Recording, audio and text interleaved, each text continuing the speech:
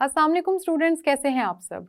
मेरा नाम है बिस्मा अस्कर और हम क्योंकि अभी तक एसिड्स और बेसिस को पढ़ रहे थे और पीएच स्केल को भी पढ़ा, तो आज हम पीएच स्केल की कुछ प्रॉब्लम सॉल्व करते हैं। हम मिलके मैयर करेंगे कुछ एसिड्स की पीएच वैल्यूज़ और उससे हमें आसानी से समझ आ जाएगा कि कैसे नेगेटिव लॉग लेके हमने कुछ एसिड्स की पीएच वैल्यूज़ को मैयर करना है। तो आए उसके लिए चलते हैं लेक्चर की तरफ।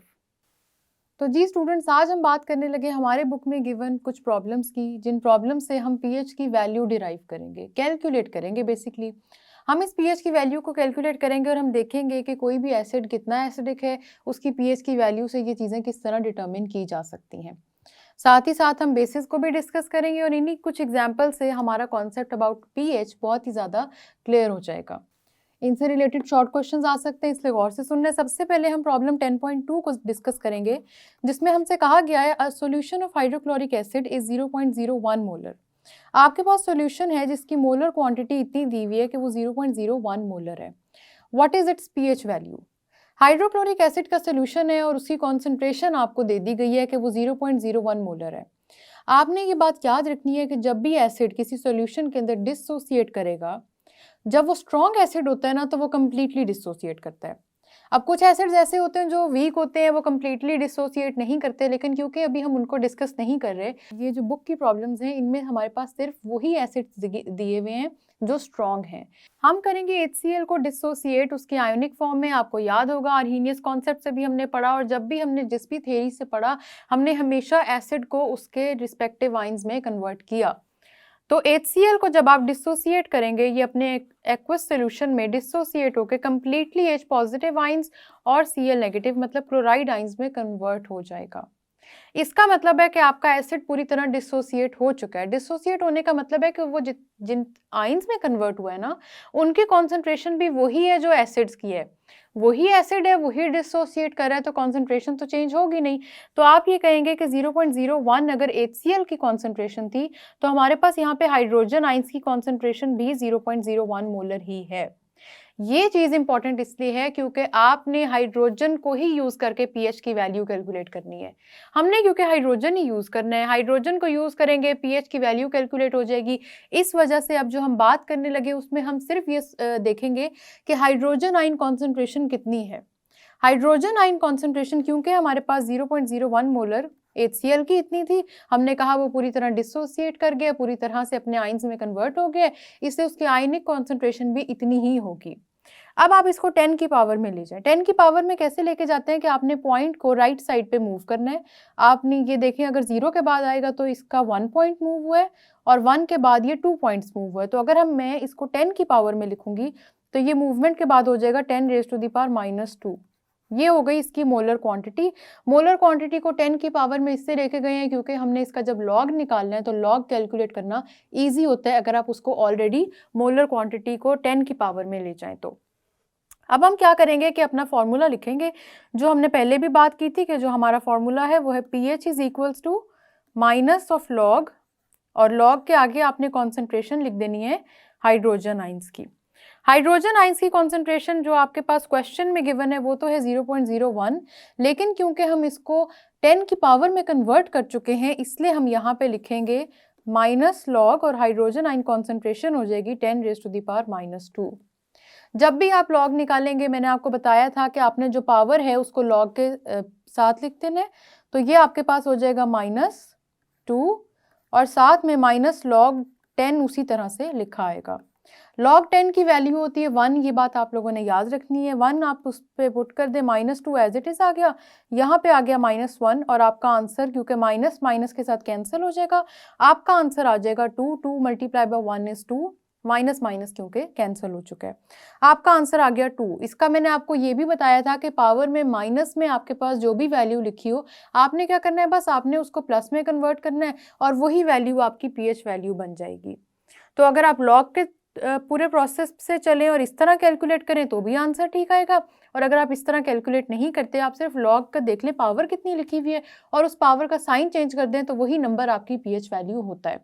तो अब हम ये कहेंगे कि हमारे पास क्वेश्चन में क्योंकि पूछा गया था what is it's pH value, negative log ले लिया ना।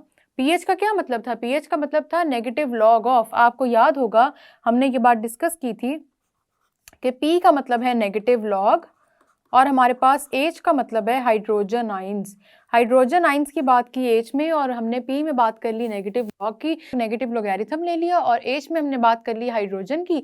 इस तरह से ये आपकी pH कैलकुलेट हो जाएगी। हाइड्रोजन आइन कॉन्सेंट्रेशन उतनी ही होगी जितनी कि आपके पास एसिड की कॉन्सेंट्रेशन दी हुई है, क्योंकि स्ट्रॉन्ग एसिड्स पूरी तरह से डिसोसिएट हो जाते हैं, इसलिए आपने उसको पूरी तरह वही कॉन्सेंट्रेशन समझनी है जो हम पहले डिस्कस कर चुके हैं।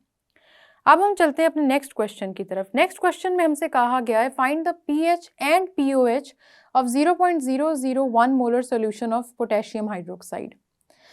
अब देखें, इसकी हमने कैलकुलेट करनी है POHB और PHB। सबसे पहले तो देखें पोटेशियम हाइड्रोक्साइड होता क्या है।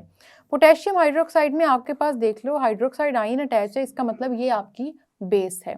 क्योंकि ये आपकी बेस है और पोटेशियम हाइड्रोक्साइड बहुत स्ट्रॉन्ग बेस है, कास्टिक पोटैश, इसका नाम भी हम डिस्कस कर चुके हैं ऑलरेडी कि ये बहुत करोसिव होती है। उन्हीं चंद बेसिस में से है जो स्ट्रॉन्ग हैं, करोसिव हैं, जो डैमेज करने की कैपेबिलिटी रखते हैं। इस वजह से पोटेशियम हाइड्रोक्साइड भी आपके पास स्ट्रॉन्ग बेस है। क्वेश्चन में एसिड गिवन हो या बेस गिवन हो, आपने उसको उसके रिस्पेक्टिव आइंस में डिसोसिएट कर देना है। तो रिस्पेक्टिव आइंस में जब हम इसको डिसोसिएट करेंगे तो हमारे पास पोटेशियम हाइड्रोक्साइड एक्वस सोल्यूशन में डिसोसिएट हो जाएगा पोटेशियम आइन और हाइड्रोक्साइड आइन। यहाँ पे आपने स्क्वायर ब्रैकेट्स नहीं डालनी, क्योंकि अभी हम सिर्फ ये बात कर रहे हैं कि वो रिएक्शन किस तरह प्रोसीड कर रहा है। अब मैंने आपको बात की थी कि आपका जो मोलर कॉन्सेंट्रेशन दी होगी उसको आपने ले आना है 10 की पावर में। आपके पास मोलर कॉन्सेंट्रेशन दी हुई है 0.001 मोलर। इसको जब आप लेके आएंगे 10 की पावर में, पॉइंट को आप मूव करेंगे। पॉइंट को मूव करते हुए आपका पॉइंट क्योंकि 3 प्लेसेस मूव करेगा, यहाँ पे 0 के आगे 1, 2 एंड 3, क्योंकि ये 3 प्लेसेस पे मूव कर गया है तो यहाँ पे हमारे पास जो 10 की पावर आ जाएगी वो होगी -3। जितना पॉइंट मूव करेंगे उतने ही आपके पास 10 की पावर आ जाएगी। तो 10⁻³ मोलर कॉन्सेंट्रेशन आ गई आपके पास इस बेस की, जिसकी उन्होंने हमें मोलर कॉन्सेंट्रेशन दी थी पॉइंट्स में, और हमने उसको कन्वर्ट कर लिया है 10 की पावर में। अब क्या होगा, हम इसका POH निकालेंगे। Why not PH? POH की वैल्यू इसलिए क्योंकि हमने बात की थी कि जब भी बेसिस की बात करेंगे तो हम उसके POH की बात करेंगे, क्योंकि आपकी बेस हाइड्रोक्साइड आयन रिलीज कर रही है। अब हाइड्रोजन की बात हम कहाँ से लेके आए, मैं कहाँ से आपको बताऊं स्टूडेंट्स के हाइड्रोजन है यहाँ पे, तो इसलिए pH कैलकुलेट करें। है ही हाइड्रोक्साइड आयन, क्योंकि है ही बेस आपके पास हाइड्रोक्साइड आयन है, क्योंकि इस वजह से आपने कैलकुलेट करनी है इसकी POH। वही तरीका है, कुछ भी डिफरेंट नहीं है। आपने pH की जगह सिर्फ POH लिख देना है और आपने इसका ले लेना है नेगेटिव लॉग। नेगेटिव लॉग लेंगे आप और आपके पास कॉन्सेंट्रेशन आ जाएगी हाइड्रोक्साइड आइंस की। हाइड्रोक्साइड आइंस की जो कॉन्सेंट्रेशन है वो हमने 10 की पावर में लिखी है और वो है 10⁻³ तो जब आपने इसका नेगेटिव लॉग ले लिया, साथ हाफ ब्रैकेट में लिख देंगे 10⁻³ इस तरह से अब हम इसको कैलकुलेट करने की तरफ जाएंगे। आपको मैंने पहले ही कहा था कि आपने जो 3 है जो पावर में है उसको लॉग के साथ लिख देना है। तो लॉग के साथ जब इसको लिखेंगे ये -3 एज इट इज आ जाएगा और बाकी आपकी वैल्यू हो जाएगी -log10।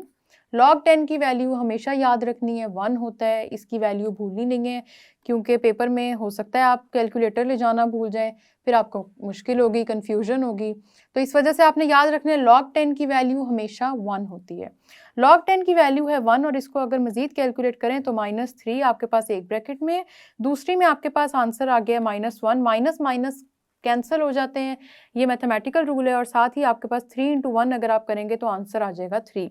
ये 3 आपके पास POH आई है। उन्होंने क्वेश्चन में कहा है कि आपने pH भी कैलकुलेट करनी है और आपने POH भी कैलकुलेट करनी है। तो आपने जब POH कैलकुलेट की तो वो हमने अभी देखा कि आंसर आया 3। अब हम देखेंगे pH की वैल्यू क्या होती है। आपको याद होगा कि pH और POH को जब भी हम ऐड कर दें तो इनका जो एडिशन के बाद आंसर आता है वो होता है 14। तो pH + POH = 14, ये चीज़ आपको याद होगी। POH की जगह आप लोगों ने लिख देना है 3। हम मैथ्स की तरफ अब चले गए, इसको हम सॉल्व करेंगे।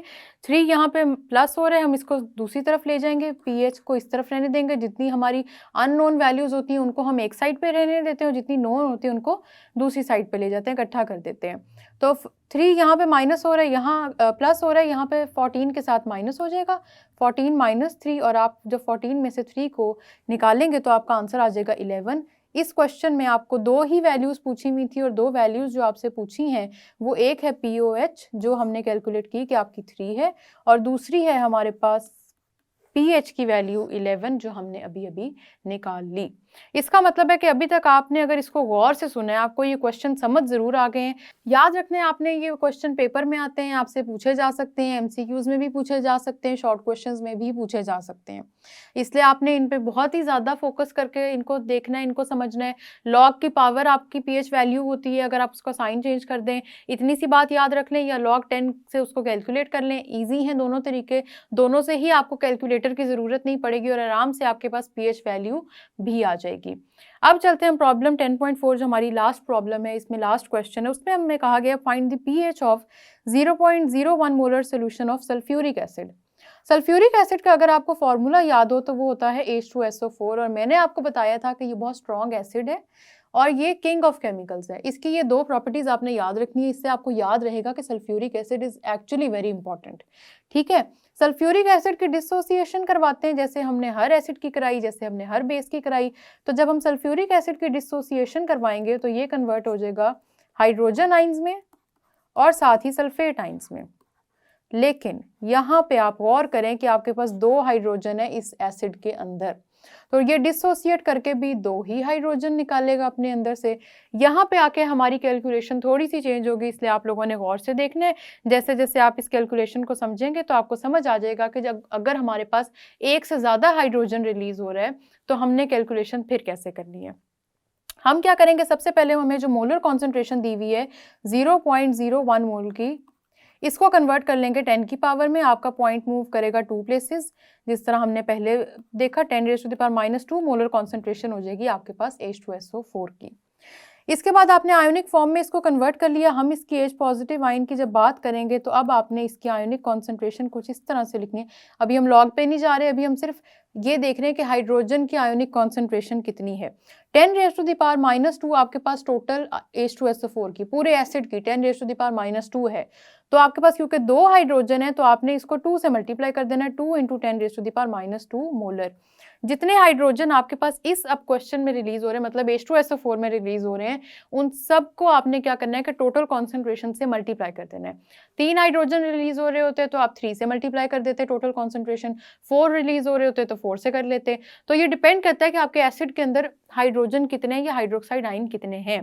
अब क्योंकि 2 हाइड्रोजन थे तो हमने 2 से मल्टीप्लाई कर दिया। अब इस पूरी वैल्यू का हमने लेना है लॉग, क्योंकि हम कैलकुलेट कर रहे हैं पीएच। पीएच का मतलब ही ये होता है negative log of hydrogen ion concentration. अब हम यहाँ पे लिखेंगे हाइड्रोजन आयन की कॉन्सेंट्रेशन, और हाइड्रोजन आयन हमने अभी बात की क्योंकि 2 प्रेजेंट हैं, तो 2 × 10⁻² हमारे पास पूरे हाइड्रोजन आयन की कॉन्सेंट्रेशन हो जाएगी। अब हम इसका लॉग निकालेंगे।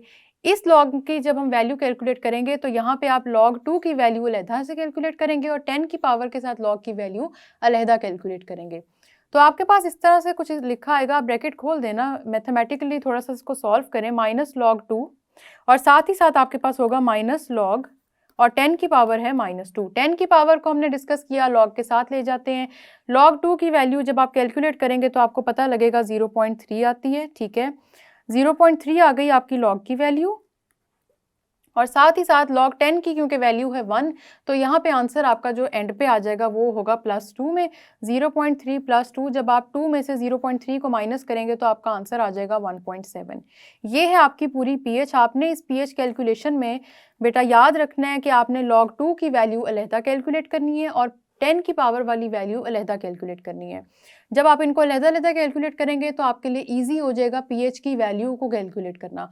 और पीएच की वैल्यू हमने अब H2SO4 की क्योंकि बात की है, तो H2SO4 हमारे पास 2 हाइड्रोजन आइंस को रिलीज करता है, 2 हाइड्रोजन आइंस रिलीज हो जाते हैं, इसलिए आपके पास टोटल एसिडिक कॉन्सेंट्रेशन जितनी भी दी हुई है ना, आपने उसको 2 से मल्टीप्लाई कर देना है। अगर आपका हाइड्रोजन आयन जितने मतलब ज़्यादा बढ़ते जाएंगे, 3 होंगे, 4 होंगे, जितने भी होंगे, आप उतने से ही मल्टीप्लाई कर देंगे टोटल कॉन्सेंट्रेशन को, और उसके बाद आपके पास आ जाएगा उसका आंसर।